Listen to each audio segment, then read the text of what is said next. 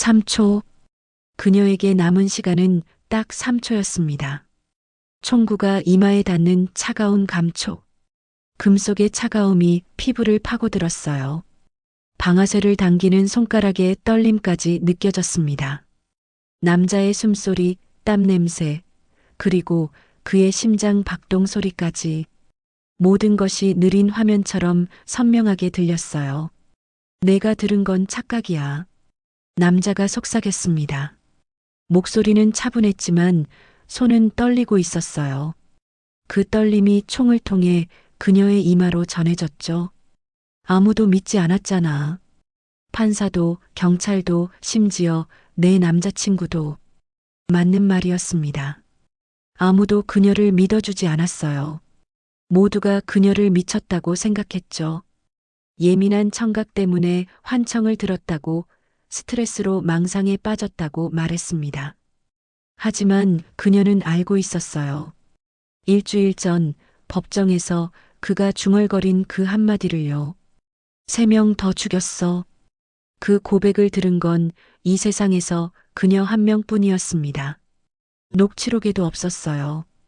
판사도, 검사도, 변호사도 듣지 못했습니다. 너무나 작은 목소리였으니까요. 하지만 그녀의 귀에는 또렷하게 들렸죠.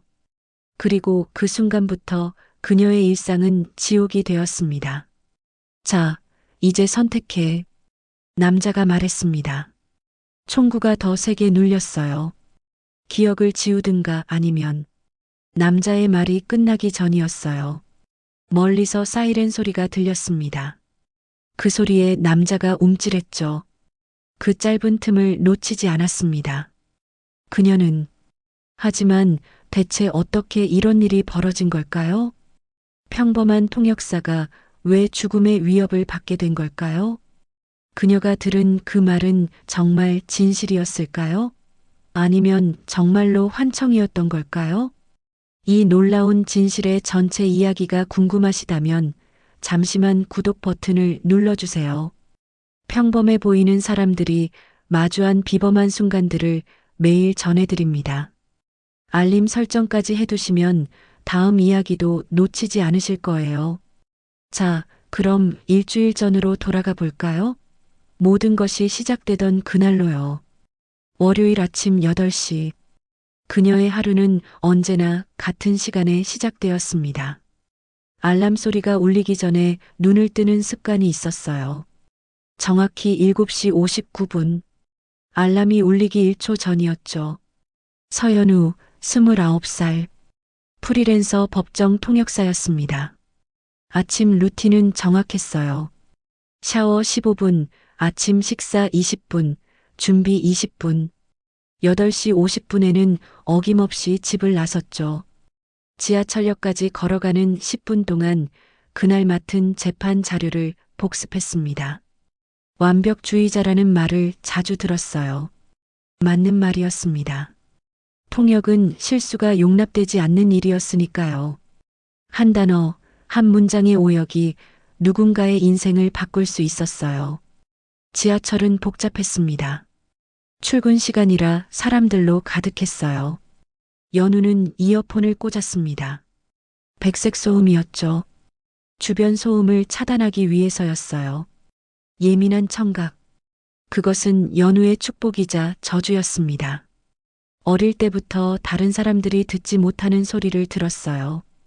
이웃집 부부의 싸우는 소리, 복도 끝에서 들려오는 발소리, 심지어 벽 너머 시계 초침 소리까지.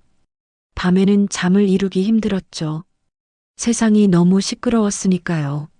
하지만 통역사가 되면서 그 능력은 장점이 되었습니다.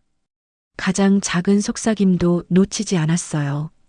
증인의 떨리는 목소리, 피고인의 한숨, 판사의 잠긴 목소리까지 모든 뉘앙스를 정확하게 전달할 수 있었죠. 법원에 도착한 건 9시 30분이었습니다. 오늘 맡은 재판은 살인 사건이었어요. 피고인은 이한결, 42살, 대기업 임원이었습니다. 혐의는 아내 살해. 하지만 증거가 약했어요. 정황상 의심스러웠지만 결정적인 증거가 없었죠. 연우는 통역 부스로 들어갔습니다. 헤드셋을 착용하고 마이크를 점검했어요. 모든 게 완벽했습니다. 재판이 시작되었어요. 피고인이 입장했습니다. 이한결은 단정한 양복을 입고 있었어요. 표정은 슬픔과 억울함으로 가득했죠. 완벽한 연기였습니다. 검사가 질문을 시작했어요. 연우는 정확하게 통역했습니다. 영어를 한국어로, 한국어를 영어로. 한치의 오차도 없이요. 피고인은 사건 당일 회사에 있었다고 주장했습니다. 알리바이도 있었어요. 여러 명의 증인이 그를 봤다고 증언했죠. 오전 11시 재판이 잠시 중단되었습니다. 15분간의 휴식 시간이었어요. 연우는 부스에 그대로 앉아 있었습니다. 헤드셋을 벗고 물을 마셨어요. 목이 말랐거든요. 그때였습니다. 피고인 이한결이 변호인과 대화하고 있었어요. 법정 한쪽 구석에서였죠. 거리는 약 10m. 대부분의 사람들은 들을 수 없는 거리였습니다. 하지만 연우는 달랐어요. 3명 더 죽였는데 아무도 모르지. 한결의 목소리가 들렸습니다. 아주 작은 중얼거림이었어요. 마치 혼잣말처럼. 하지만 연우의 귀에는 또렷하게 들렸죠. 연우의 몸이 굳었습니다. 방금 뭐라고 했지? 다시 한번 들으려고 귀를 기울였어요. 하지만 한결은 이미 입을 다물고 있었습니다. 변호인과 눈을 마주치며 고개를 끄덕였죠. 연우는 손이 떨리기 시작했습니다. 물컵을 내려놓았어요. 물이 조금 흘렀지만 신경 쓸 겨를이 없었습니다. 환청일까? 아니었어요. 분명히 들었습니다. 그의 목소리, 억양, 심지어 말할 때 입모양까지 봤어요. 환청이 아니었습니다. 3명 더. 그 말이 머릿속에서 맴돌았습니다. 만약 진짜라면? 만약 그가 정말로 3명을 더 죽였다면? 재판이 다시 시작되었습니다. 연우는 통역을 계속했어요. 하지만 집중할 수가 없었습니다. 손은 계속 떨렸고 목소리도 평소보다 떨렸죠. 이한결을 계속 바라봤습니다. 그는 여전히 억울한 표정을 짓고 있었어요. 눈에는 눈물까지 고여 있었죠. 완벽한 피해자의 모습이었습니다. 하지만 연우는 알고 있었어요. 그 눈물이 거짓이라는 것을, 그가 괴물이라는 것을요. 재판이 끝난 건 오후 4시였습니다. 연우는 판사실로 향했어요. 보고해야 했습니다. 자신이 들은 것을요. 판사님, 말씀드릴 게 있습니다. 하지만 그 말을 꺼내는 순간 연우는 깨달았습니다. 아무도 믿지 않을 거라는 것을요. 증거가 없었으니까요. 녹취록에도 없었고 다른 누구도 듣지 못했습니다. 오직 그녀만이 들었던 말이었죠. 그래도 말해야 했습니다. 침묵할 수는 없었어요. 연우는 깊게 숨을 들이쉬었습니다. 그리고 입을 열었어요. 하지만 그녀는 아직 몰랐습니다. 이 선택이 자신의 인생을 완전히 바꿔놓을 거라는 것을요. 판사님, 제가 오늘 재판 중에 이상한 것을 들었습니다. 연우의 목소리는 떨렸습니다. 판사실 책상 앞에 서 있는 그녀의 손은 주먹을 쥐었다 폈다를 반복했어요. 김태영 판사는 안경을 벗고 연우를 바라봤습니다. 60대 초반의 노련한 판사였어요. 30년 넘게 법정을 지켜온 사람이었죠. 이상한 것이라니?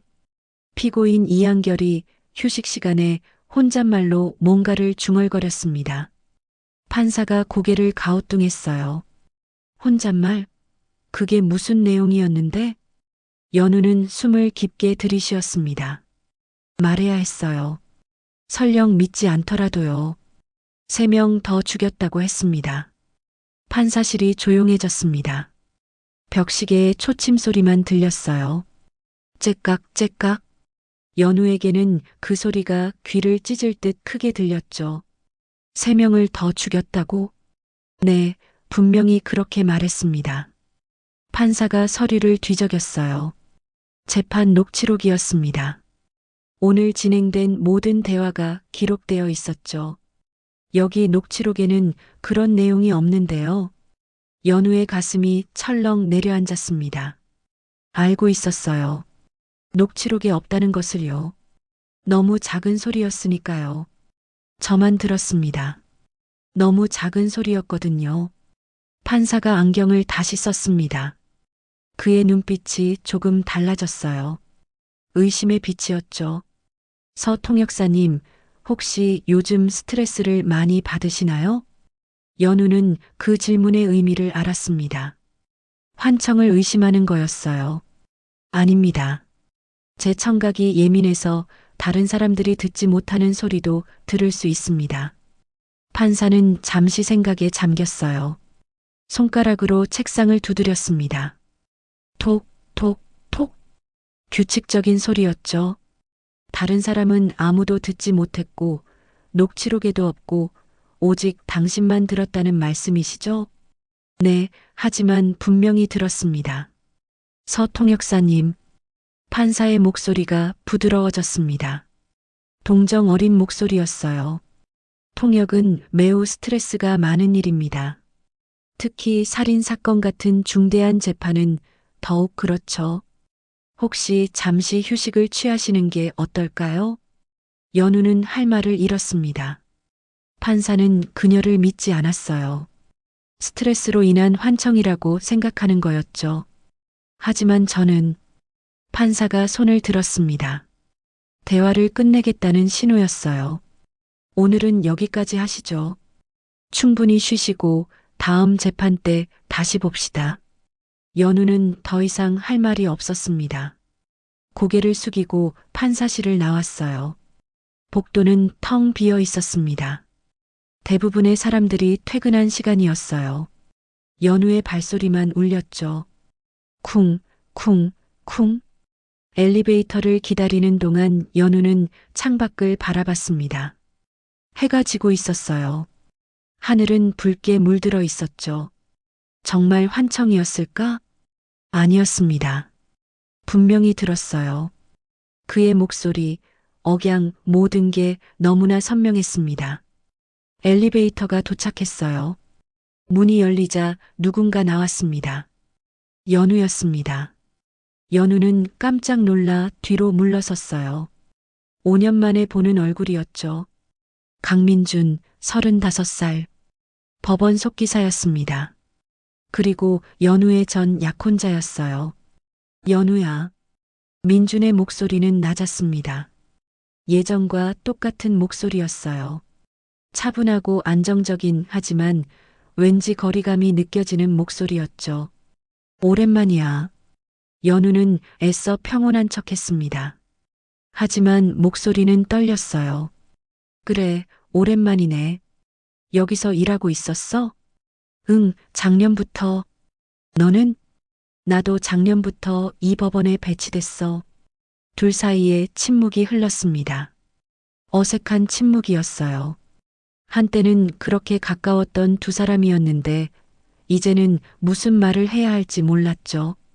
잘 지냈어? 민준이 물었습니다. 형식적인 질문이었지만 눈빛은 진지했어요. 응, 잘 지냈어. 너도? 나도. 또 침묵이 흘렀습니다. 그때 민준이 조심스럽게 물었어요. 아까 판사님께 뭔가 얘기하는 거 봤어. 무슨 일 있어? 연우는 망설였습니다. 민준에게 말해야 할까요? 하지만 판사도 믿지 않았는데 민준이 믿어줄까요? 아니, 별일 아니야.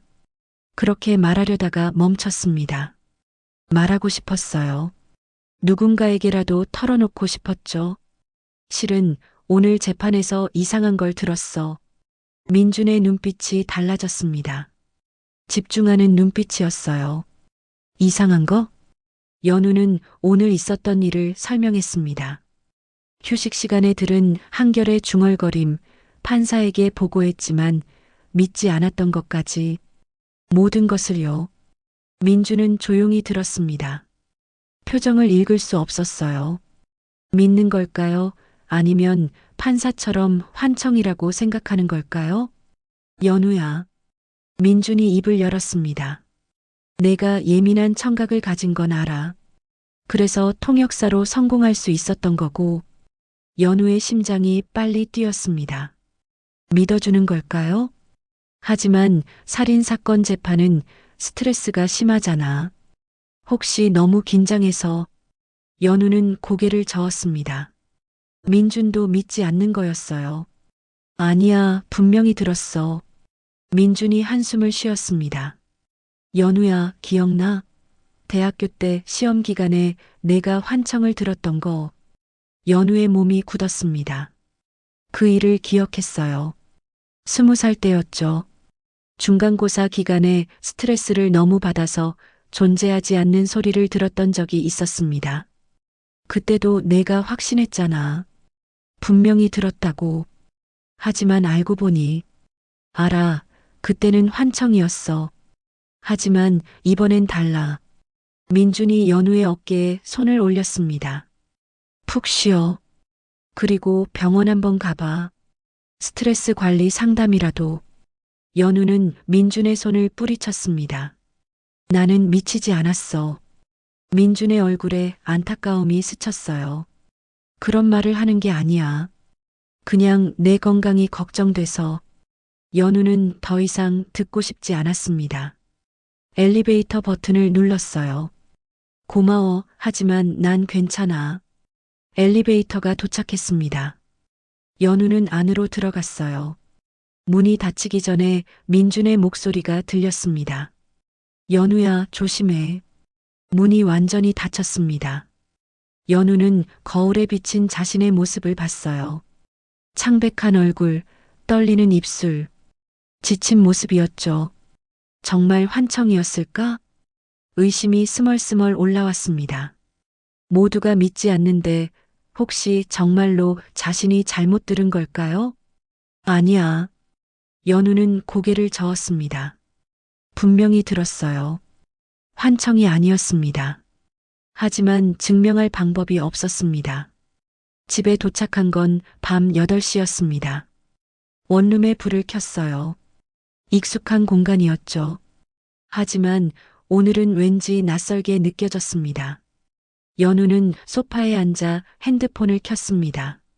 메시지가 와 있었어요. 법원 행정실에서 보낸 것이었죠. 내일 재판 일정이 취소되었습니다. 연우의 눈이 커졌습니다. 왜 취소된 걸까요? 갑자기요? 전화를 걸었습니다. 하지만 퇴근 시간이라 아무도 받지 않았어요. 불안이 엄습했습니다.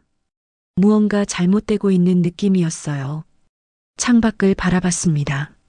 맞은편 건물에 불이 켜져 있었어요. 누군가 창가에 서 있었죠. 그 사람이 연우를 보고 있는 것 같았습니다. 연우는 재빨리 커튼을 쳤어요. 심장이 빠르게 뛰었습니다. 기분 탓이야. 그냥 기분 탓일 뿐이야. 하지만 불안은 가시지 않았습니다. 그날 밤 연우는 잠을 이룰 수 없었습니다. 모든 소리가 증폭되어 들렸어요. 냉장고 돌아가는 소리, 위층 발소리, 복도의 인기척. 세상이 너무 시끄러웠습니다. 새벽 3시 핸드폰이 울렸습니다. 번호가 뜨지 않는 전화였어요. 연우는 받지 않았습니다. 하지만 전화는 계속 울렸습니다. 1번, 2번, 3번. 연우는 떨리는 손으로 전화를 받았습니다. 여보세요? 침묵이었습니다. 하지만 누군가 있었어요. 숨소리가 들렸죠. 누구세요? 여전히 대답이 없었습니다. 그리고 전화가 끊겼어요. 연우의 온몸에 소름이 돋았습니다. 이건 시작에 불과했습니다. 그녀가 마주하게 될 진짜 공포는 아직 오지 않았어요. 화요일 아침, 연우는 눈이 충혈된 채로 잠에서 깼습니다. 제대로 잠을 잔 게 아니었어요. 새벽 5시까지 뒤척이다가 겨우 2시간 정도 눈을 붙였죠. 어젯밤의 전화가 계속 머릿속을 맴돌았습니다. 그 침묵, 그 숨소리. 단순한 장난 전화였을까요? 아니면 경고였을까요? 핸드폰을 확인했어요. 부재중 전화가 12통이나 있었습니다. 모두 번호가 표시되지 않는 전화였죠. 새벽 3시부터 6시까지 30분 간격으로 걸려온 전화들이었습니다. 연우의 손이 떨렸어요. 샤워를 하고 옷을 입었습니다. 거울 속 자신의 모습이 낯설었어요. 눈 밑에 다크서클, 창백한 얼굴. 하룻밤 사이에 몇 년은 늙은 것 같았죠. 법원 행정실에 전화를 걸었습니다. 어제 취소됐던 재판 일정 때문이었어요. 네, 서연우 통역사님이시죠? 재판이 연기됐습니다. 왜요?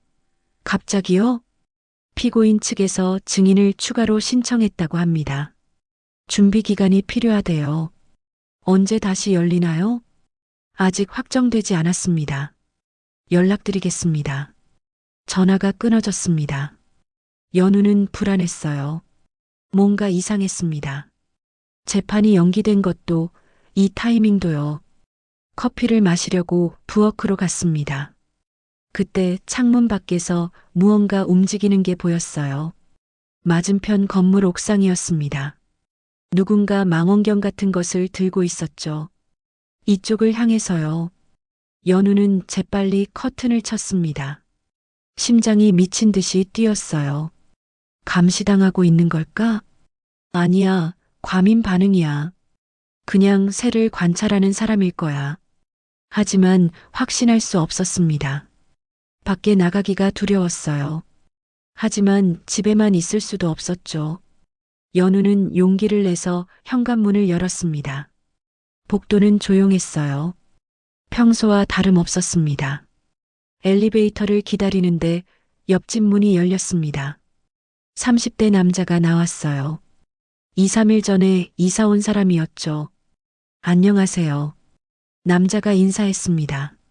미소를 짓고 있었지만 눈은 웃지 않았어요. 네, 안녕하세요. 연우는 짧게 대답하고 고개를 돌렸습니다. 엘리베이터가 도착했어요. 둘이 함께 탔습니다. 좁은 공간에 둘만 있으니 숨이 막혔죠. 오늘 날씨 좋네요. 남자가 말을 걸었습니다. 평범한 대화였어요. 하지만 왠지 불편했습니다. 그러네요. 연우는 짧게 대답했습니다. 층수 버튼만 바라봤어요. 1층까지 너무 멀게 느껴졌습니다. 혹시 법원에서 일하시죠? 연우의 몸이 굳었습니다. 어떻게 알았을까요? 어떻게 아세요? 아, 어제 법원 쪽으로 가시는 걸 봤거든요. 저도 거기서 일해서요. 그 말에 조금 안심했습니다. 같은 법원 직원이라면 이상할 게 없었죠. 아, 그러세요. 저는 청소 용역 일을 하고 있어요. 엘리베이터가 1층에 도착했습니다. 문이 열렸어요. 연우는 재빨리 나갔습니다. 그럼 좋은 하루 되세요. 네, 좋은 하루 되세요. 밖으로 나왔습니다. 햇살이 따뜻했어요. 하지만 연우는 춥게 느껴졌습니다. 뒤를 돌아봤어요. 아까 그 남자가 건물 입구에 서서 담배를 피우고 있었습니다. 연우를 보고 있는 것 같았어요. 연우는 빠르게 걸었습니다. 지하철역으로 가는 길. 평소에는 10분이면 도착하는 거리였어요. 하지만 오늘은 계속 뒤를 돌아보게 됐습니다. 누군가 따라오는 것 같았어요. 발소리가 들렸습니다. 자신의 발소리와 똑같은 리듬이었죠. 빨리 걸으면 그 발소리도 빨라졌고 천천히 걸으면 느려졌습니다. 연우는 갑자기 멈춰 섰습니다. 뒤에서 오던 발소리도 멈췄어요. 천천히 뒤를 돌아봤습니다. 아무도 없었어요. 아니, 10m 뒤에 한 사람이 서 있었죠. 검은 모자를 쓰고 마스크를 한 사람이었습니다. 그 사람도 핸드폰을 보는 척하고 있었어요. 연우는 다시 걸었습니다. 이번에는 뛰었어요. 뒤에서 발소리가 빨라졌습니다. 지하철역이 보였습니다. 연우는 계단을 뛰어내려갔어요. 사람들이 많았습니다. 그제야 안심이 됐죠. 뒤를 돌아봤어요. 검은 모자를 쓴 사람은 보이지 않았습니다. 숨을 고르며 개찰구를 통과했습니다. 손이 너무 떨려서 카드를 제대로 대기도 힘들었어요. 플랫폼으로 내려갔습니다. 지하철이 들어오고 있었어요. 사람들 사이에 섞여 전동차에 올랐습니다. 자리에 앉으려는 순간 창밖에 누군가 보였어요. 검은 모자를 쓴 사람이었습니다. 플랫폼에 서서 연우를 보고 있었죠. 지하철 문이 닫혔습니다. 연우는 그 사람과 눈이 마주쳤어요. 마스크 위로 보이는 눈, 차갑고 날카로운 눈빛이었습니다. 전동차가 출발했습니다. 터널 속으로 들어가면서 그 사람의 모습이 사라졌어요. 연우는 자리에 주저앉았습니다. 온몸에 힘이 빠졌죠. 미행이었습니다. 착각이 아니었어요. 누군가 자신을 따라오고 있었습니다. 왜? 답은 하나였어요. 이한결 때문이었습니다. 그녀가 들은 그 말 때문이었죠. 핸드폰을 꺼냈습니다. 민준에게 전화를 걸어야 했어요. 믿지 않더라도 도움을 청해야 했습니다. 하지만 전화를 걸기 전에 문자가 왔습니다. 번호가 표시되지 않는 메시지였어요. 들은 것을 잊어라. 그 한 줄뿐이었습니다. 연우의 손에서 핸드폰이 떨어질 뻔했어요. 협박이었습니다. 명백한 협박이었죠. 지하철은 계속 달렸습니다. 사람들은 각자의 일상을 살고 있었어요. 책을 읽는 사람, 음악을 듣는 사람, 졸고 있는 사람, 모두가 평범한 아침을 보내고 있었죠. 하지만 연우의 세상은 무너지고 있었습니다.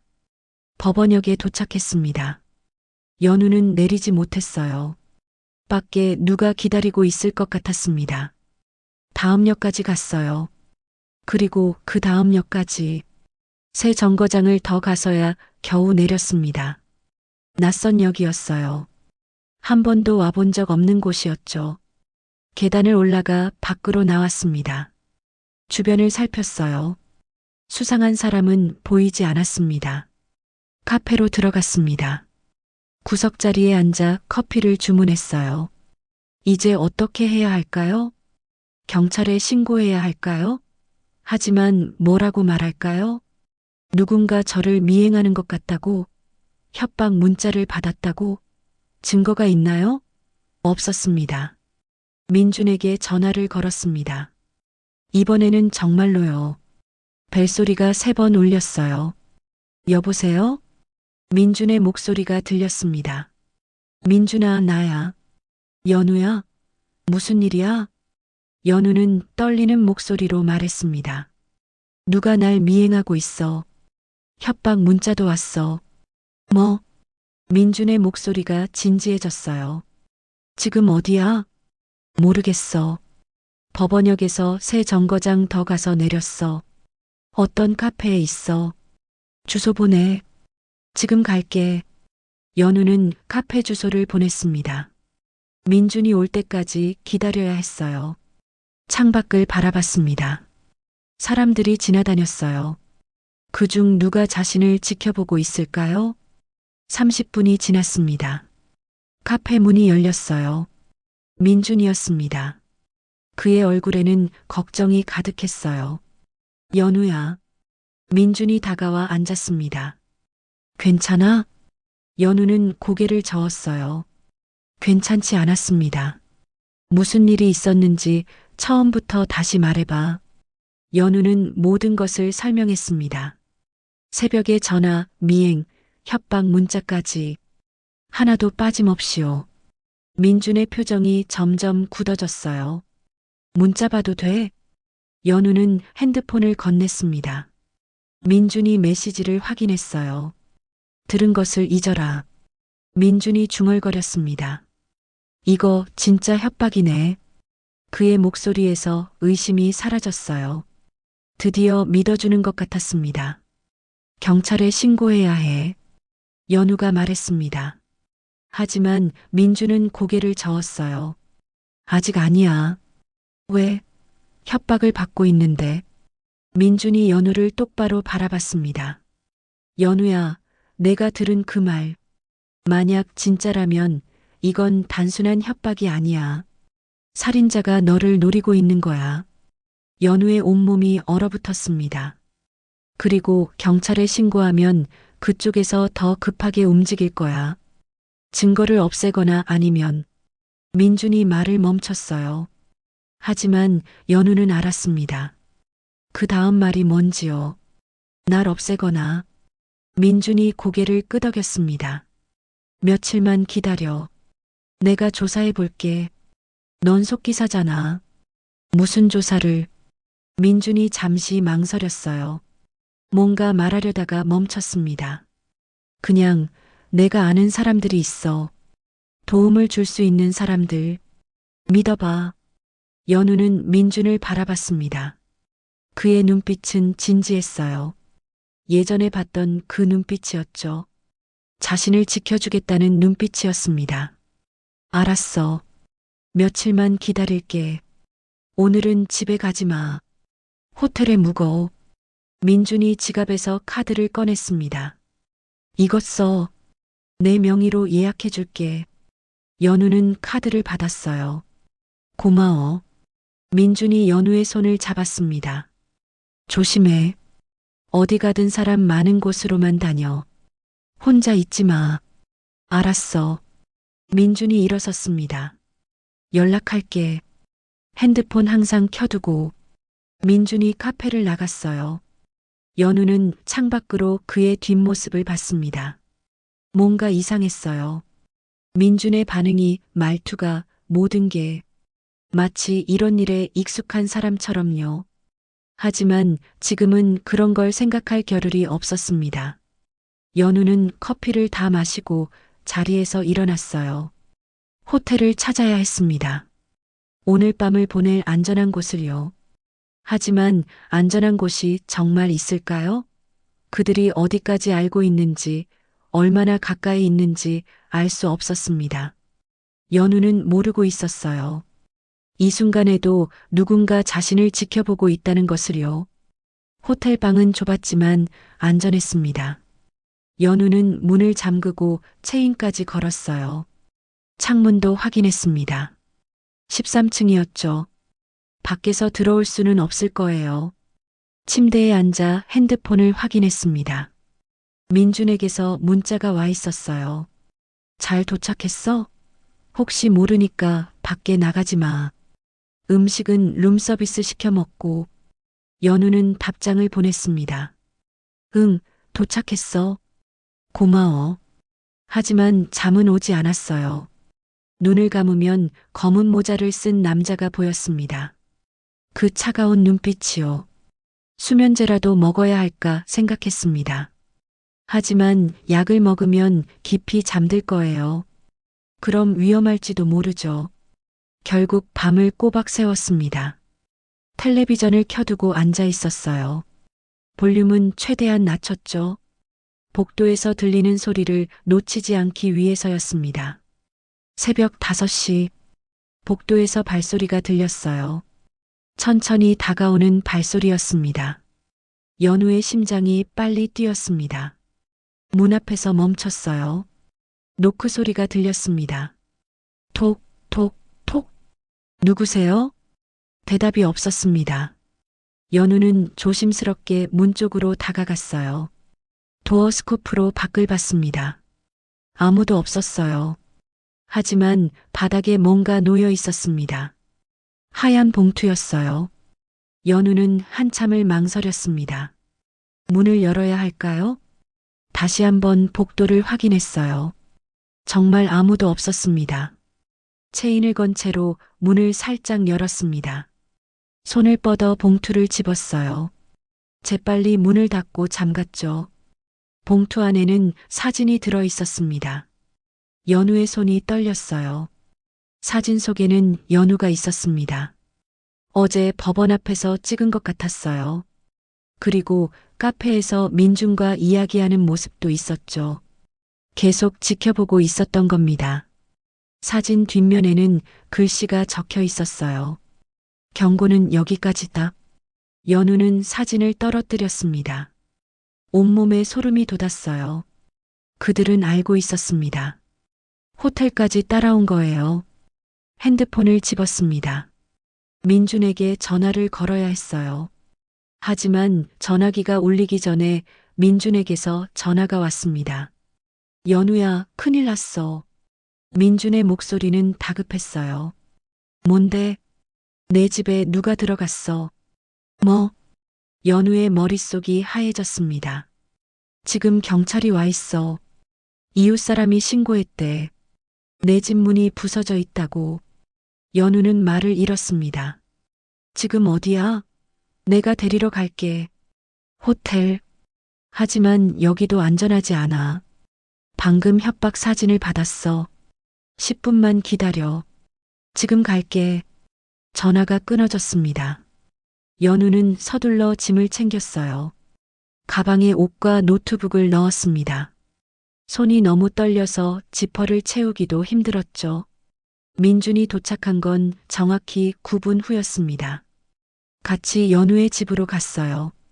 경찰차가 앞에 서 있었습니다. 집안은 엉망이었어요. 서랍이란 서랍은 다 뒤집어져 있었습니다. 옷가지가 바닥에 널려 있었고 책장의 책들도 다 쏟아져 있었죠. 무엇을 찾았던 걸까요? 경찰이 질문했습니다. 도난당한 물건이 있습니까? 연우는 집안을 둘러봤어요. 노트북은 가지고 나왔고 지갑도 있었습니다. 귀중품은 모두 호텔에 가져갔었죠. 잘 모르겠어요. CCTV 확인해 봤는데 어젯밤 11시경에 검은 옷을 입은 남자가 들어가는 게 찍혔습니다. 얼굴은 마스크로 가려져 있었고요. 연우는 알고 있었어요. 그들이 뭘 찾았는지요. 증거였습니다. 연우가 가지고 있을지도 모를 증거를요. 혹시 최근에 누군가와 분쟁이 있었나요? 협박을 받았다거나? 연우가 대답하려는 순간 민준이 끼어들었습니다. 그냥 도둑인 것 같습니다. 요즘 이 동네에 빈집털이가 많다고 들었어요. 경찰이 민준을 쳐다봤어요. 실례지만 누구신지? 저는 연우의 남자친구입니다. 연우는 민준을 바라봤습니다. 왜 거짓말을 하는 걸까요? 협박 얘기를 왜 숨기는 거죠?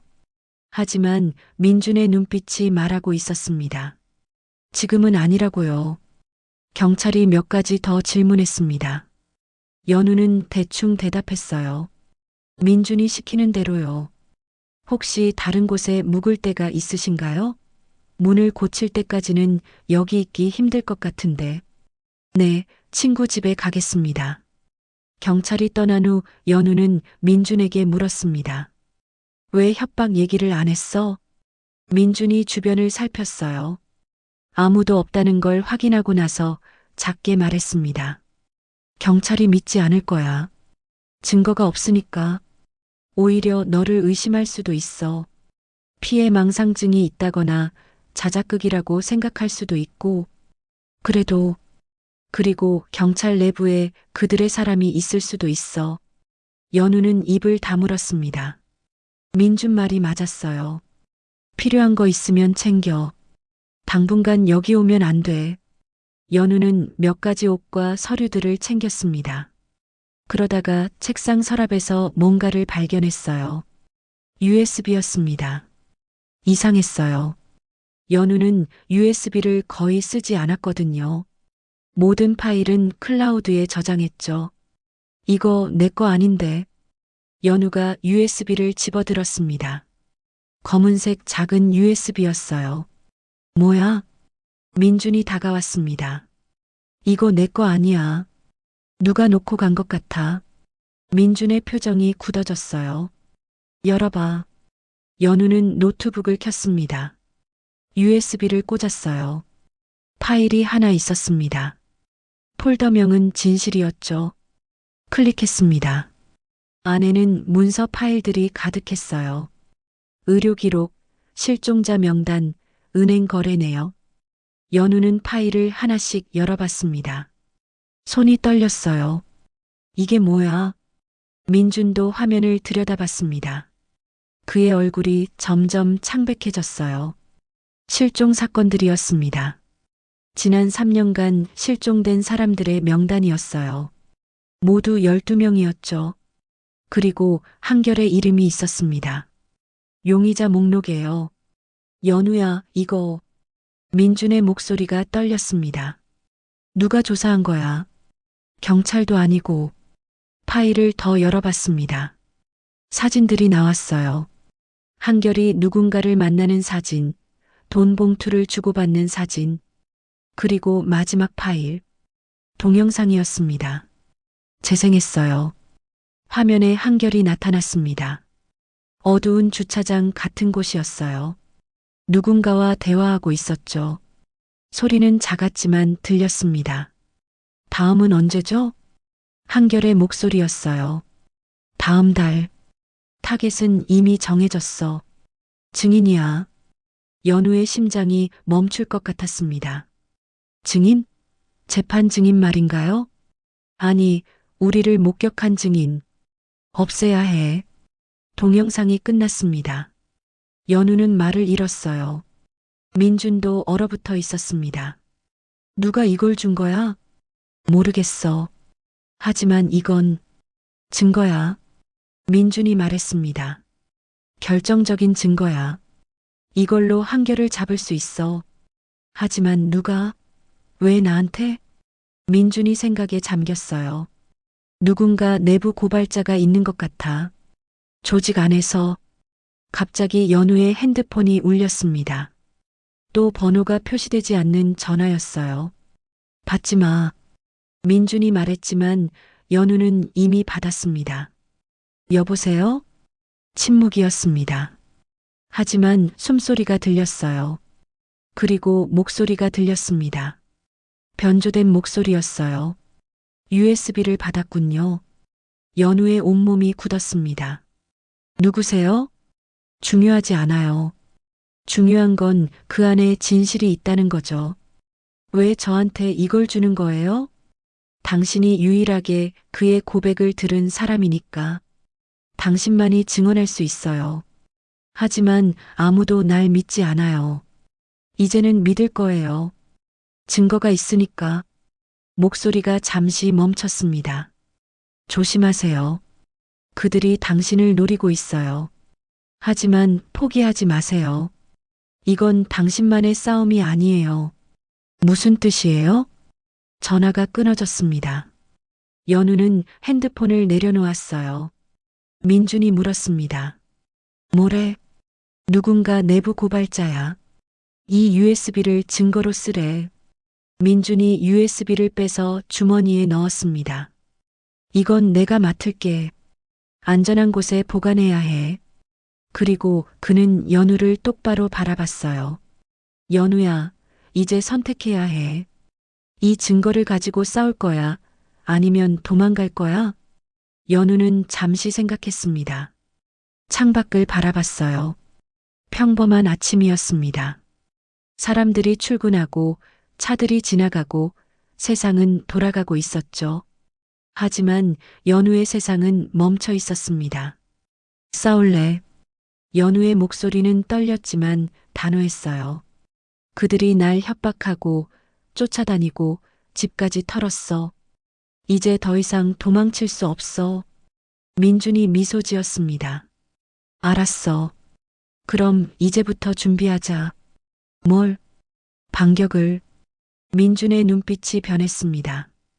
더 이상 평범한 속기사의 눈빛이 아니었어요. 전사의 눈빛이었죠. 연우는 직감했습니다. 민준이 뭔가 숨기고 있다는 것을요. 하지만 지금은 물어볼 때가 아니었습니다. 싸움은 이제 막 시작되었으니까요. 이틀이 지났습니다. 연우는 민준의 도움으로 작은 모텔에 숨어 있었어요. 시내에서 멀리 떨어진 곳이었죠. 낡고 허름했지만 안전했습니다. 민준은 매일 들렀어요. 음식을 가져오고 상황을 설명해 줬습니다. 한결의 재판이 내일 최종 판결이야. 민준이 말했습니다. 그의 표정은 어두웠어요. 무죄가 나올 가능성이 높아. 증거가 부족하거든. 하지만 USB가 있잖아. 그 동영상? 민준이 고개를 저었습니다. 법정에서 쓸 수 없어. 출처가 불분명하고 불법 촬영일 가능성도 있어. 변호사가 증거 능력을 다툴 거야. 그럼 어떻게 해? 일단 판결을 기다려보자. 그리고 다른 방법을 찾는 거야. 연우는 답답했어요. 증거가 있는데 쓸 수 없다니. 참, 내 얘기 좀 해야 할 게 있어. 민준의 목소리가 조심스러워졌습니다. 뭔데? 내 아버지 말이야. 연우의 몸이 굳었습니다. 아버지는 10년 전에 돌아가셨어요. 교통사고였죠. 적어도 그렇게 알고 있었습니다. 아버지가 왜? 민준이 파일 봉투를 꺼냈습니다. 오래된 서류들이 가득 들어 있었어요. 내가 조사를 좀 했어. 내 아버지에 대해서. 왜? USB를 준 사람이 뭐라고 했어? 이건 내만의 싸움이 아니라고. 연우는 그 말을 기억했습니다. 민준이 서류를 펼쳤어요. 낡은 신문 기사였습니다. 10년 전 기사였어요. 검사 교통사고로 사망이라는 제목이었죠. 연우의 아버지 서정훈 검사의 사진이 실려 있었습니다. 이건 내가 알고 있는 거야. 아빠가 사고로 돌아가신 거. 민준이 다른 서류를 꺼냈습니다. 하지만 이건 몰랐을 거야. 검찰 내부 보고서였습니다. 극비라는 도장이 찍혀 있었어요. 연우는 서류를 읽기 시작했습니다. 손이 떨렸어요. 서정훈 검사는 사고 전 석 달 동안 실종 사건을 조사하고 있었습니다. 연쇄 실종 사건이었어요. 피해자는 모두 8명이었죠. 그리고 용의자 목록에 한 이름이 있었습니다. 박철호. 한결의 변호사였습니다. 연우의 입이 벌어졌어요. 아빠가 박철호를 조사하고 있었다고? 응. 그리고 사고 나기 일주일 전에 이 보고서를 썼어. 박철호가 조직의 핵심 인물이라고. 민준이 다음 페이지를 넘겼습니다. 그리고 내 아버지는 증거를 확보했대. 결정적인 증거를요. 무슨 증거? 장부야. 조직의 돈거래 내역이 기록된 장부. 그걸 확보하면 전체 조직을 무너뜨릴 수 있었대. 연우의 심장이 빨리 뛰었습니다. 그런데 사고가 났어. 그 다음 날 민준의 목소리가 낮아졌어요. 경찰은 단순 교통사고로 처리했어. 음주운전 차량이 들이받았다고. 하지만 이상한 점들이 많았어. 뭐가? 가해 차량 운전자는 신원 미상이야. 사고 직후 도주했고 지금까지 잡히지 않았어. 그리고 내 아버지 차의 브레이크에서 이상한 흔적이 발견됐대. 연우의 눈에 눈물이 고였습니다. 그럼 아빠가 암살당한 거야. 민준이 단호하게 말했습니다. 박철호가 내 아버지를 제거한 거야. 증거가 나오기 전에. 연우는 서류를 움켜쥐었어요. 종이가 구겨졌습니다. 왜 이제야 얘기하는 거야? 미안해. 하지만 이 서류를 구하는데 시간이 걸렸어. 그리고 내가 알면 더 위험해질까봐. 연우는 울고 있었습니다. 10년 동안 아버지가 사고로 돌아가신 줄 알았어요. 하지만 살해당한 거였죠. 그리고 갑자기 모든 게 이해됐습니다. 왜 자신에게 USB가 왔는지, 왜 내부 고발자가 자신을 선택했는지. 이건 복수야. 연우가 중얼거렸습니다. 누군가 아빠의 복수를 하려는 거야. 나를 이용해서. 민주는 부정하지 않았어요. 그럴 수도 있어. 하지만 중요한 건 내가 선택하는 거야. 복수를 할 거야 아니면. 연우는 눈물을 닦았습니다. 아빠가 찾았다던 장부는 어디 있어? 사라졌어. 사고 후에 아버지 사무실이 불탔거든. 모든 자료가 소실됐어. 그럼 증거가 없잖아. 있을 수도 있어. 민준이 조심스럽게 말했습니다. 내 집에 아버지 유품이 있지? 응, 창고에 보관하고 있어. 한번 찾아봐야 할 것 같아.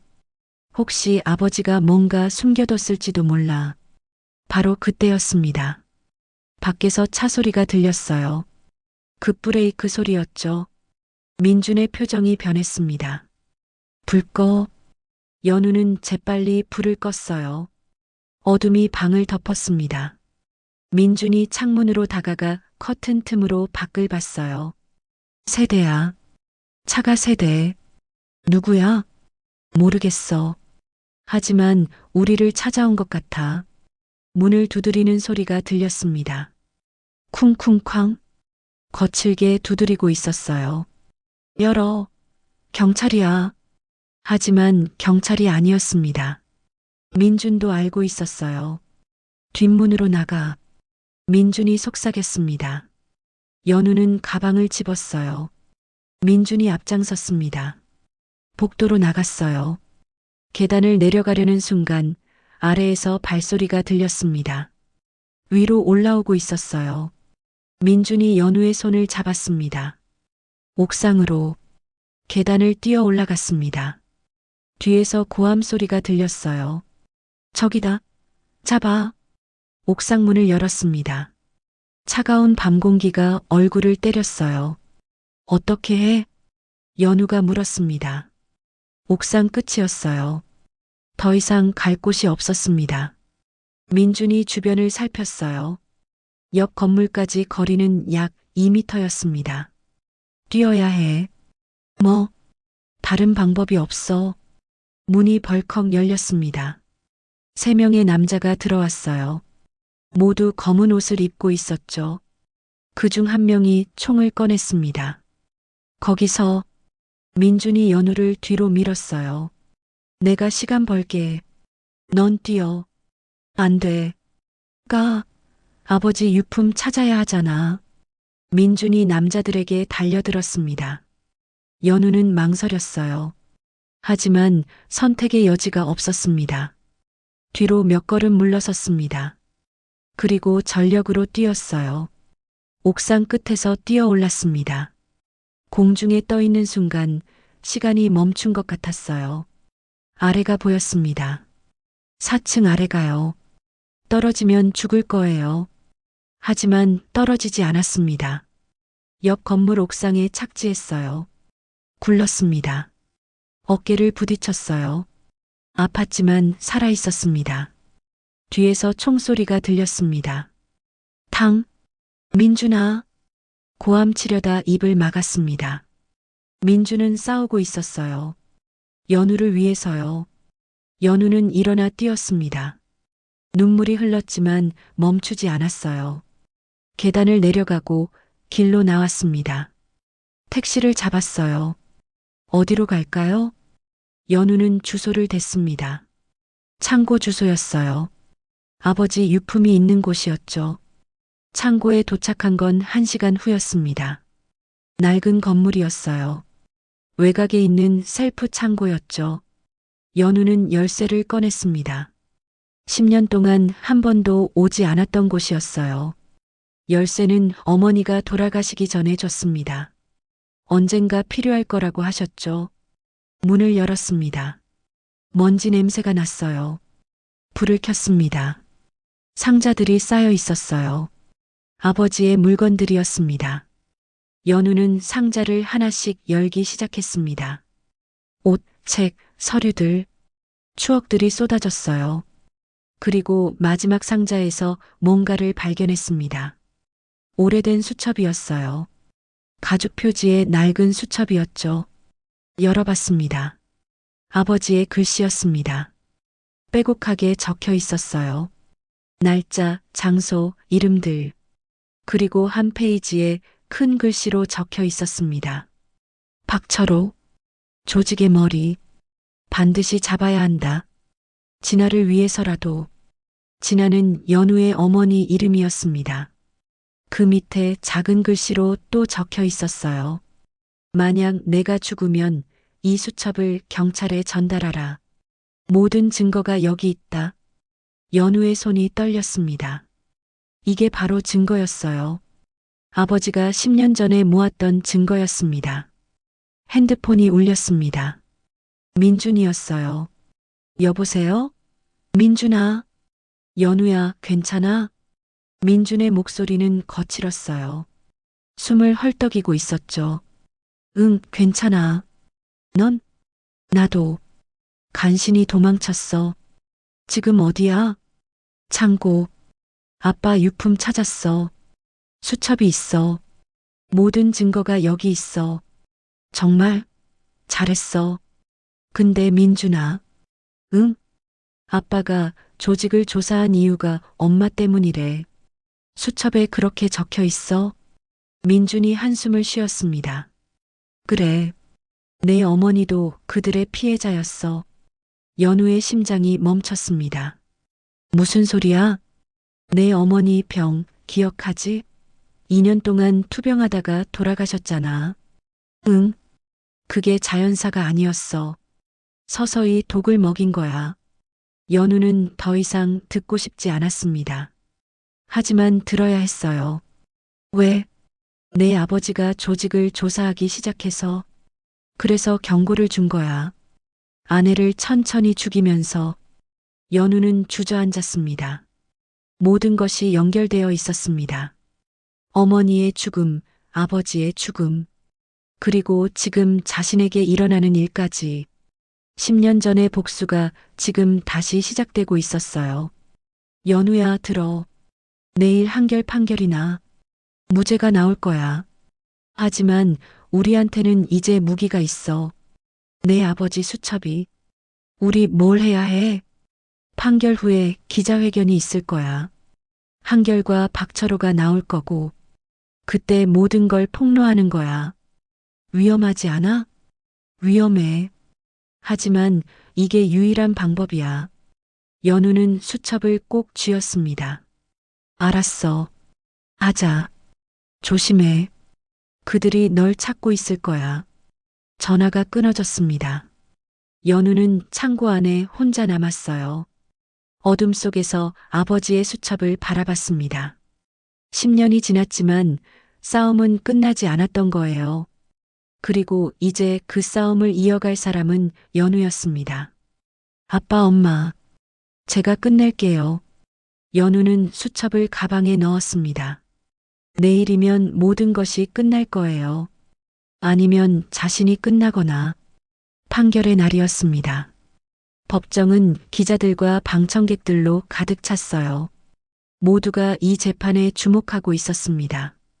대기업 임원의 아내 살해 사건이었으니까요. 연우는 법정 뒤편에 앉아 있었습니다. 모자를 깊이 눌러쓰고 마스크를 하고 있었어요. 아무도 알아보지 못했죠. 가방 안에는 아버지의 수첩이 있었습니다. 꼭 쥔 손이 땀으로 젖었어요. 민주는 옆에 앉아 있었습니다. 어젯밤 옥상에서 생긴 상처가 있었지만 괜찮다고 했어요. 준비됐어? 민준이 작게 물었습니다. 연우는 고개를 끄덕였어요. 준비됐습니다. 10년을 기다렸으니까요. 피고인이 입장했습니다. 이한결은 여전히 단정했어요. 고급 양복에 넥타이까지 슬픔에 잠긴 표정이었죠. 완벽한 연기였습니다. 그 옆에 박철호 변호사가 앉았어요. 50대 중반의 카리스마 있는 남자였습니다. 자신감이 넘쳤죠. 이미 이긴 싸움이라고 생각하는 것 같았어요. 재판장이 입장했습니다. 법정이 조용해졌어요. 지금부터 판결을 선고하겠습니다. 판사의 목소리가 법정에 울렸습니다. 피고인 이한결에 대한 살인 혐의 사건. 본 재판부는 심리 끝에 다음과 같이 판결합니다. 숨소리조차 들리지 않았습니다. 모두가 숨을 죽이고 있었어요. 피고인 이한결, 무죄. 법정이 술렁였습니다. 기자들이 펜을 움직였어요. 증거 불충분으로 인해 합리적 의심의 여지가 있다고 판단됩니다. 한결의 얼굴에 안도가 스쳤어요. 하지만 곧 슬픔의 표정으로 바뀌었습니다. 완벽한 연기였죠. 박철호는 미소 지었습니다. 승리의 미소였어요. 연우의 주먹이 꽉 쥐어졌습니다. 분노가 치밀었어요. 재판이 끝났습니다. 사람들이 일어서기 시작했어요. 한결과 박철호가 법정을 나갔습니다. 기자들이 따라갔죠. 가자. 민준이 말했습니다. 둘은 서둘러 밖으로 나갔어요. 법원 앞 계단에서 기자회견이 열릴 예정이었습니다. 계단 앞에는 이미 수십 명의 기자가 모여 있었어요. 카메라가 즐비했습니다. 한결이 나타났습니다. 박철호가 옆에 있었어요. 한결은 눈물을 흘리며 말했습니다. 저는 아내를 사랑했습니다. 하지만 억울하게 의심을 받았어요. 이제 무죄가 입증되었으니 아내의 진짜 범인을 찾는데 힘쓰겠습니다. 기자들이 질문을 쏟아냈어요. 아내분의 죽음에 대해 어떻게 생각하십니까? 누가 범인이라고 생각하십니까? 앞으로 어떻게 하실 계획이십니까? 한결은 하나씩 답변했습니다. 완벽한 피해자였어요. 연우는 군중 사이에 섞여 있었습니다. 심장이 빠르게 뛰었어요. 이제야. 민준이 고개를 끄덕였습니다. 연우는 앞으로 나갔어요. 사람들을 해치고요. 잠깐만요. 연우의 목소리가 울렸습니다. 모두가 돌아봤어요. 기자들, 한결, 박철호까지. 연우는 모자를 벗었습니다. 마스크도 내렸어요. 저는 서연우입니다. 이 재판의 통역사였습니다. 한결의 얼굴이 굳었어요. 박철호도 눈을 가늘게 떴습니다. 그리고 이한결의 진짜 범죄를 알고 있습니다. 뭐 하는 겁니까? 박철호가 다가왔어요. 목소리는 차가웠습니다. 이 사람은 정신적으로 문제가 있는 사람입니다. 재판 중에도 환청을 들었다며 소동을 일으켰죠. 연우는 물러서지 않았습니다. 환청이 아니었어요. 저는 재판 중에 피고인의 자백을 들었습니다. 기자들이 술렁였어요. 카메라가 연우에게 집중됐습니다. 3명을 더 죽였다고 했어요. 이한결이 직접요. 말도 안 되는 소리를. 한결이 소리쳤어요. 하지만 그의 얼굴은 창백해졌습니다. 증거가 있나요? 한 기자가 물었습니다. 연우는 가방에서 수첩을 꺼냈어요. 이건 제 아버지의 수첩입니다. 서정훈 검사님의 수첩이에요. 박철호의 얼굴이 변했습니다.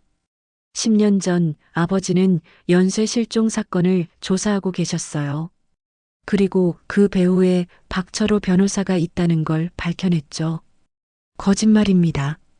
박철호가 외쳤어요. 하지만 목소리가 떨렸습니다. 아버지는 증거를 모으고 계셨어요. 그런데 갑자기 교통사고로 돌아가셨죠. 사고가 아니었어요. 암살이었습니다. 연우의 목소리는 떨렸지만 분명했어요. 그리고 그 전에 제 어머니도 독살당하셨어요. 아버지를 경고하기 위해서요. 기자들이 열광했습니다. 카메라 플래시가 터졌어요. 이 수첩에는 모든 증거가 있습니다. 박철호 변호사가 운영하는 조직, 그들이 저지른 범죄, 실종된 사람들의 명단까지. 연우는 수첩을 높이 들었습니다. 그리고 이한결은 그 조직의 청부살인업자예요. 아내를 죽인 것도 조직의 명령이었을 겁니다. 아내가 뭔가를 알았겠죠.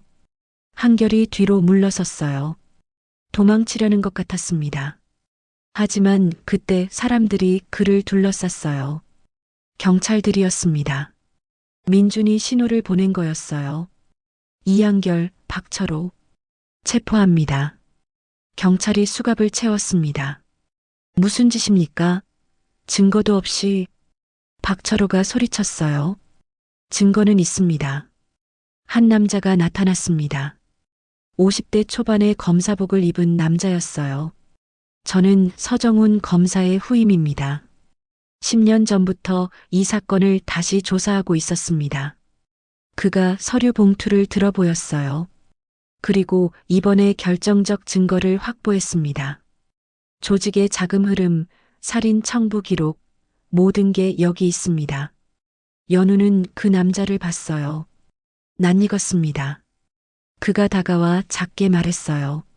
서 검사님의 딸이시군요. 아버님이 자랑스러워 하실 겁니다. 연우의 눈에 눈물이 고였습니다. 한결과 박철호가 끌려갔어요. 둘 다 저항했지만 소용없었습니다. 기자들이 연우에게 몰려들었어요. 어떻게 이 모든 걸 알게 되셨나요? 무서우시지 않았나요? 아버님에 대해 어떻게 생각하시나요? 연우는 대답했습니다. 제 아버지는 정의를 위해 싸우다 돌아가셨어요. 저는 그 싸움을 이어받았을 뿐입니다. 그리고 잠시 멈췄다가 말했어요. 예민한 청각 때문에 평생 고생했어요. 밤에 잠도 못 자고 시끄러운 세상이 힘들었죠. 하지만 그 능력이 진실을 밝히는 데 쓰였어요. 이제는 저주가 아니라 축복이라고 생각합니다.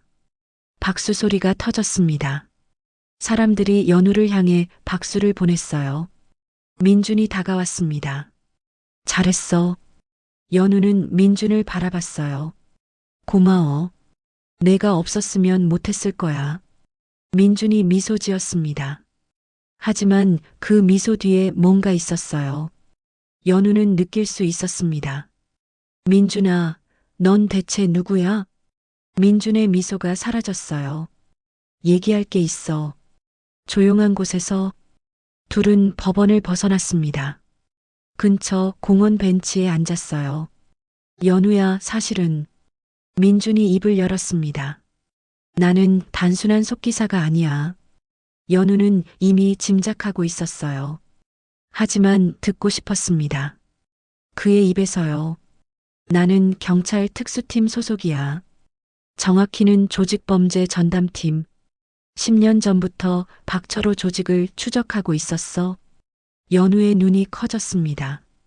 그럼 내가 법원에 온 것도 너를 지키기 위해서였어. 내 아버지가 돌아가시고 나서 우리는 내가 위험할 수 있다고 판단했어. 왜 진작 말해주지 않았어? 말하면 내가 더 위험해질 것 같았어. 모르는 척하는 게 안전했으니까. 연우는 모든 게 이해됐어요. 민준의 능숙한 대응, 빠른 판단력, 모든 것이요. 그럼 우리 헤어진 것도, 그것도 너를 보호하기 위해서였어. 내 옆에 있으면 내가 표적이 될 수 있었거든. 연우의 가슴이 아팠습니다. 5년 동안 나 혼자 괴로워했어. 왜 헤어졌는지도 모르고. 미안해. 민준의 목소리가 떨렸어요. 정말 미안해. 하지만 다른 방법이 없었어. 너를 안전하게 지키는 게 우선이었으니까. 연우는 눈물을 닦았습니다. 바보 같은 놈. 민준이 웃었어요. 눈물이 섞인 웃음이었죠. 알아. 나도 알아. 둘은 한참을 말없이 앉아 있었습니다. 그리고 연우가 물었어요. 이제 어떻게 돼? 재판이 다시 열릴 거야.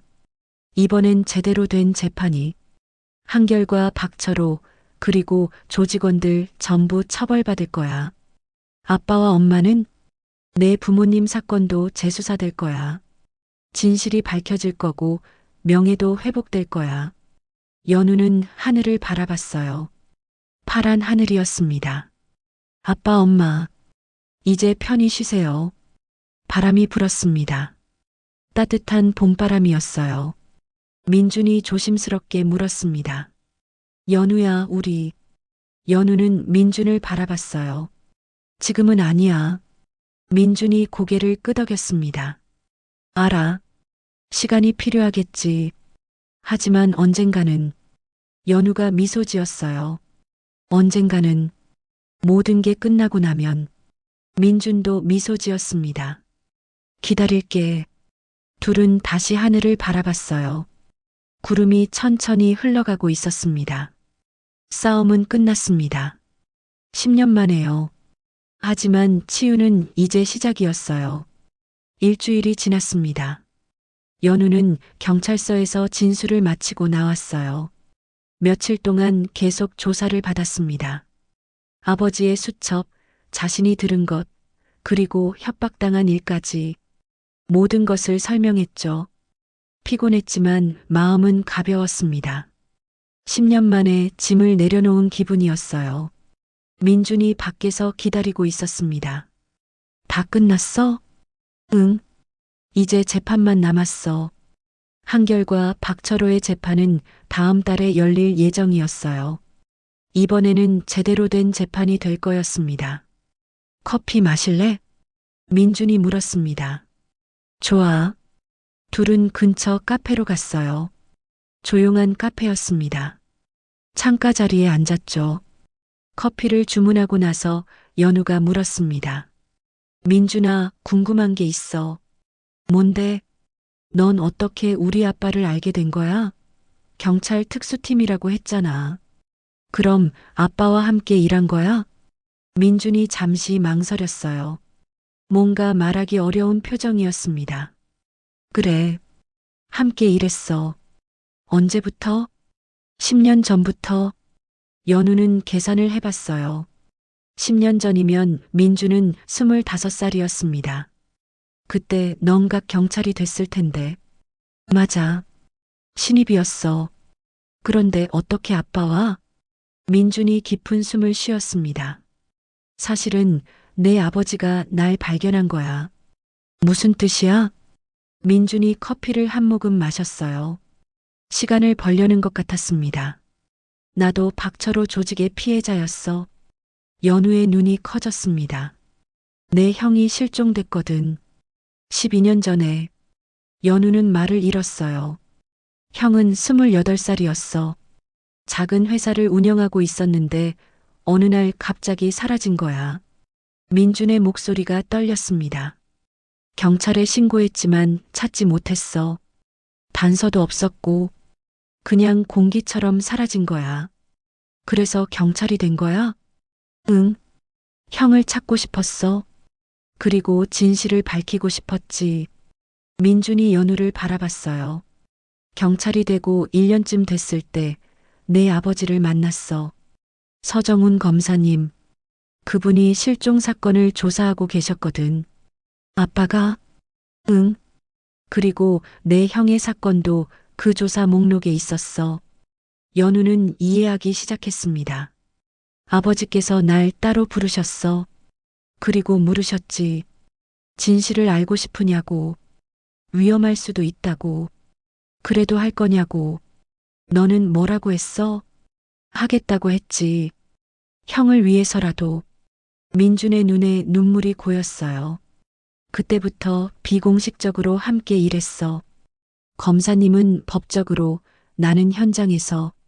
둘이 힘을 합쳐 조직을 추적한 거야. 그럼 아빠가 돌아가시기 전까지? 응. 그날까지. 민준의 목소리가 잠겼습니다. 사고 나던 날 검사님이 날 부르셨어. 중요한 증거를 확보했다고. 만나자고 하셨지. 연우는 숨을 죽였어요. 약속 장소에 갔는데 연락이 없었어. 1시간을 기다렸지. 그리고 전화를 받았어. 누구한테서? 경찰서에서. 서정훈 검사님이 교통사고로 돌아가셨다고.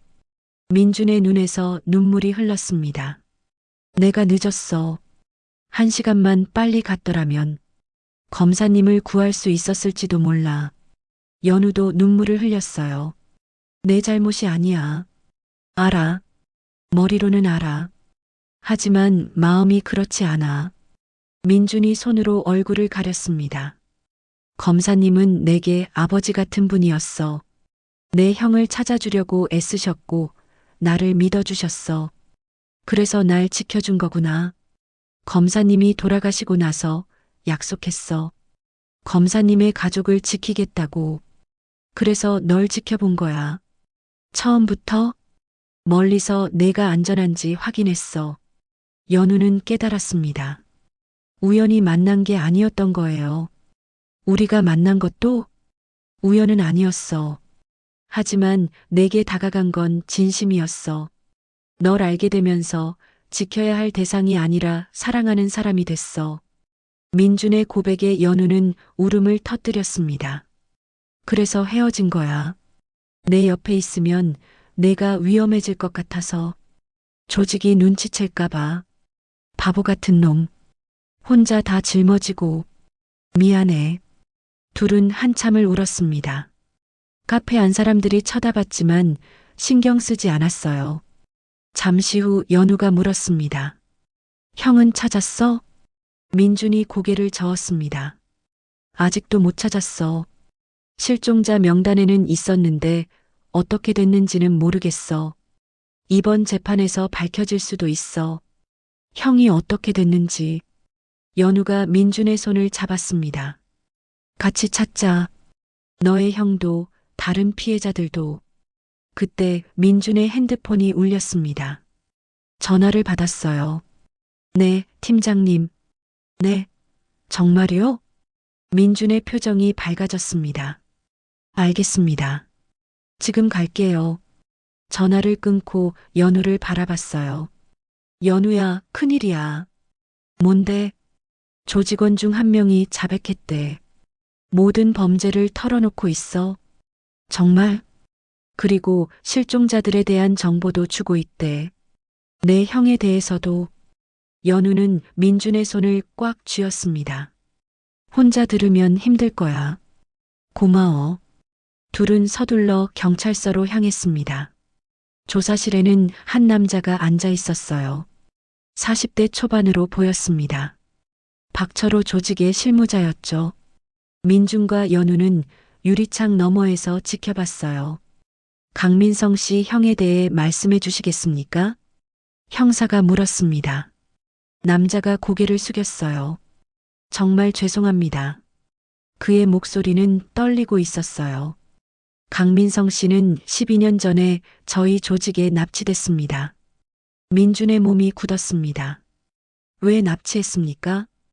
회사 부지 때문이었습니다. 강민성 씨가 운영하던 작은 공장이 우리가 필요한 땅에 있었거든요. 남자가 계속 말했습니다. 처음엔 협박만 하려고 했어요. 땅을 팔라고. 하지만 강민성 씨가 거부했습니다. 조상 대대로 물려받은 땅이라고 절대 팔 수 없다고 하셨죠. 그래서 박철호 변호사가 명령했습니다.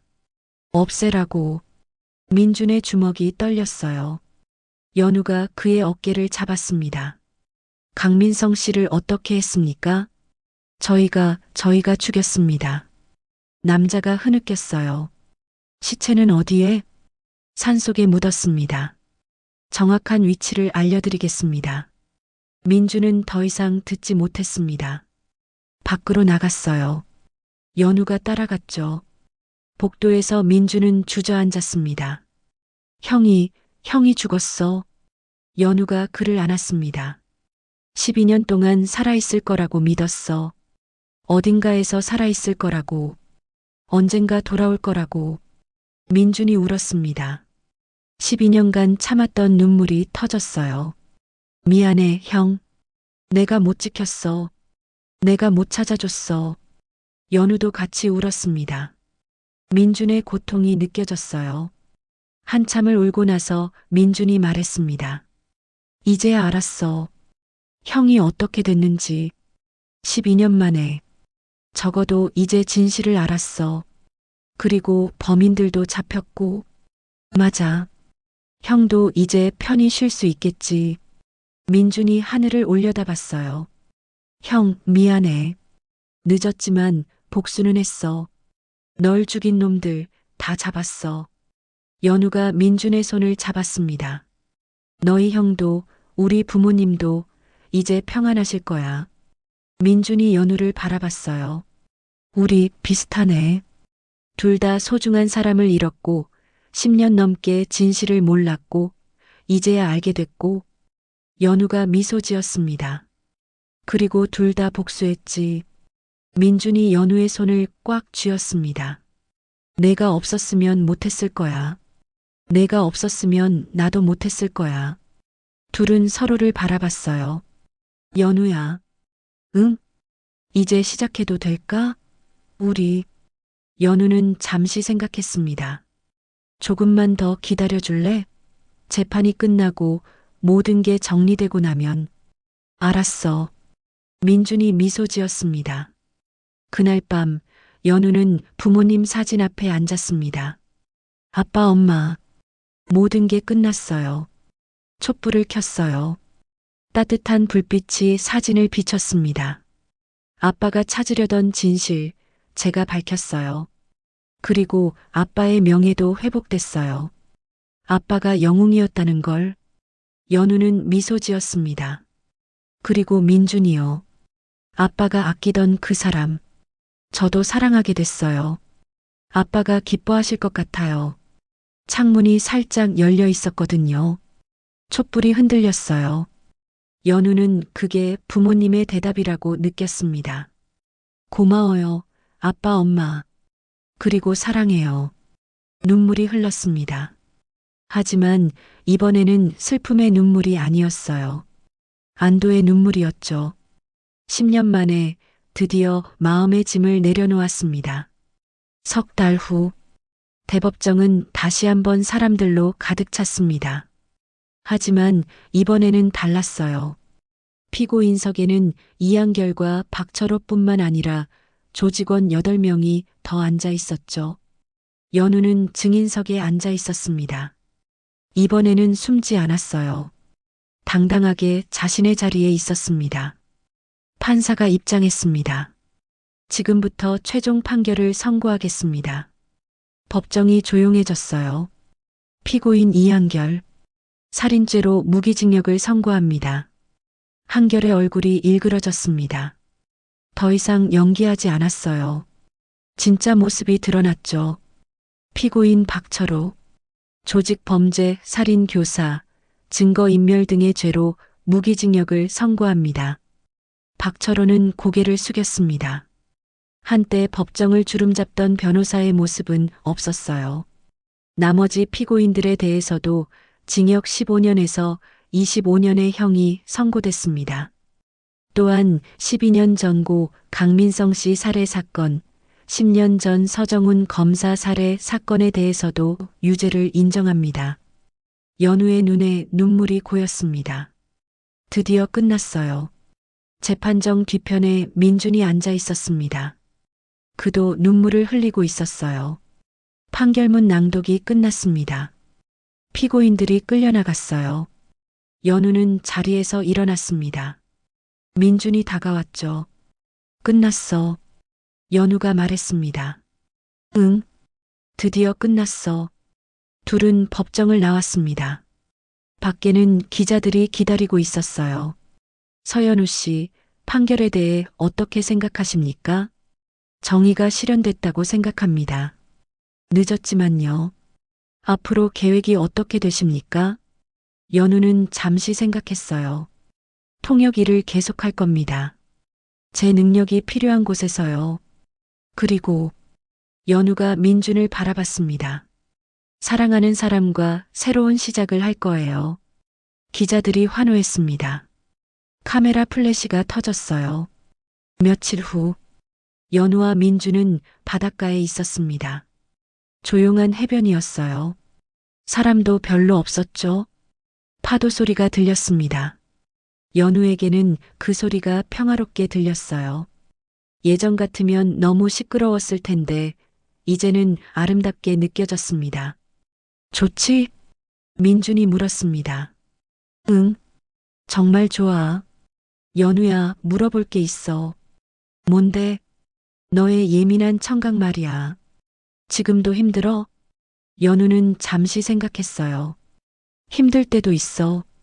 밤에 잠들기 어려울 때도 있고, 시끄러운 곳에 가면 머리가 아플 때도 있지.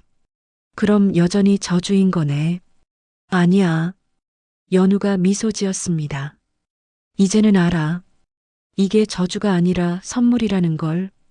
이 능력 덕분에 진실을 밝힐 수 있었잖아. 아빠와 엄마의 명예를 되찾을 수 있었고, 민준도 미소 지었어요. 그리고 말이야. 연우가 민준을 바라봤습니다. 이제는 이 능력으로 다른 사람들을 도울 거야. 법정에서 정확하게 통역하고 작은 속삭임도 놓치지 않고 진실을 전하는 거지. 멋지다. 민준이 연우의 손을 잡았습니다. 그리고 연우야. 응? 나도 계속할 거야. 실종된 사람들을 찾는 일.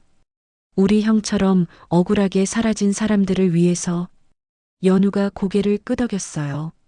너는 찾고 나는 증언하고 팀이 되는 거네. 최고의 팀. 둘은 파도를 바라봤습니다. 해가 지고 있었어요. 하늘이 붉게 물들었죠. 민준아, 고마워. 날 포기하지 않아서. 5년 동안 멀리서 지켜줘서.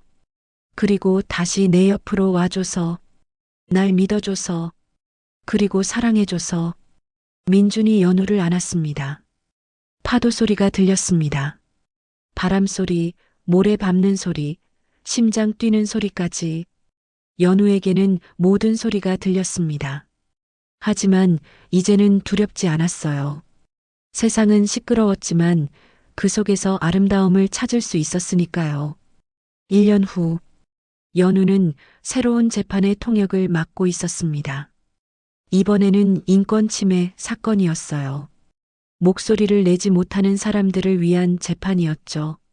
통역 부스에서 연우는 정확하게 모든 말을 전달했습니다.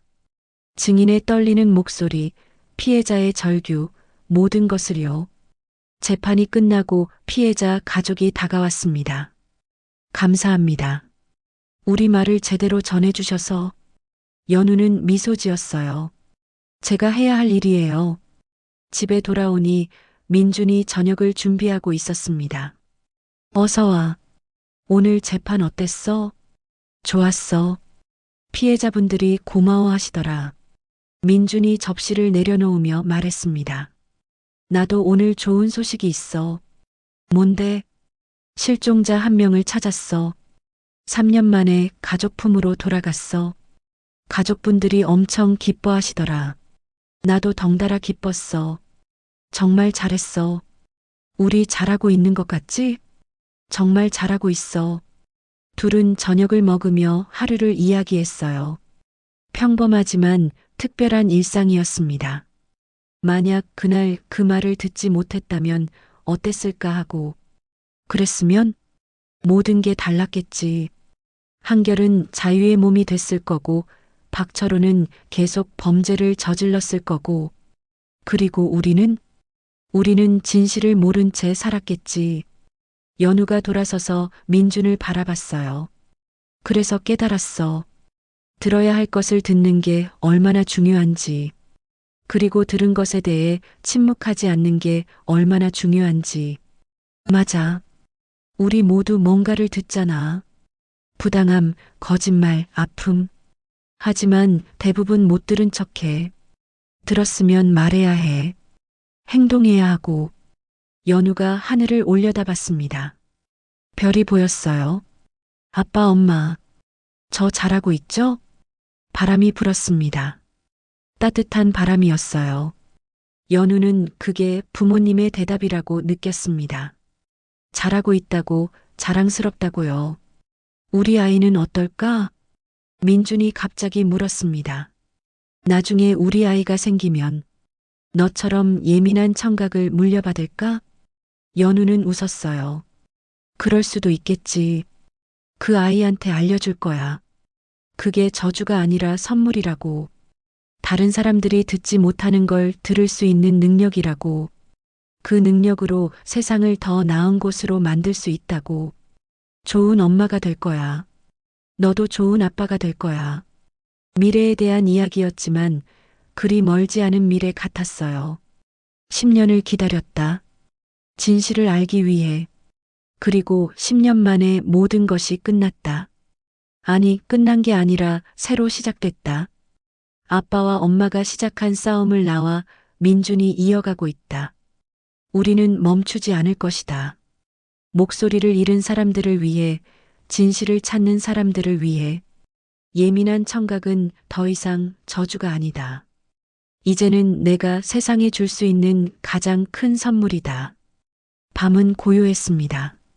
하지만 연우의 귀에는 여전히 많은 소리가 들렸어요. 이웃집 아기 울음소리, 멀리서 들리는 차 소리, 벽시계 소리. 그리고 그 모든 소리 속에서 연우는 평화를 찾았습니다. 세상은 시끄럽지만 그 속에서 들어야 할 것을 듣는 것. 그것이 연우가 배운 가장 중요한 교훈이었습니다. 누군가의 작은 속삭임이 당신의 인생을 바꿀 수도 있습니다. 그러니 귀 기울여 보세요. 진실은 언제나 작은 소리로 속삭이니까요.